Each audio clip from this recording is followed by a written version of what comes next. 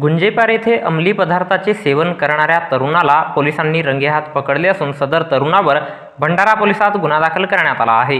Police station भंडाराचे police हवालदार वरकडे हे police स्टॉपसह दिनांक 11 जुलै 2024 रोज गुरुवारला रात्री 9 वाजताच्या सुमारास गुंजेपार येथे पेट्रोलिंग करीत असताना आरोपी निहार महाकाळकर वय 23 वर्षे राहणार भंडारा हा सार्वजनिक ठिकाणी मातीच्या चिलममध्ये अंमली पदार्थ गांजाचे सेवन करताना मिळून आला। पोलिसांनी पंचासमक्ष NDPS ॲक्टमधील तरतुदीचे काटेकोरपणे पालन करून आरोपीची अंगझडती घेतली असता आरोपीच्या ताब्यातून मातीची चिलम, एक माचीस डब्बी, गांजा पिण्यासाठी वापरत असलेला सुती कापडाचा तुकडा असा मुद्देमाल मिळून आल्याने सदर आरोपीची वैद्यकीय तपासणी करण्यात आली।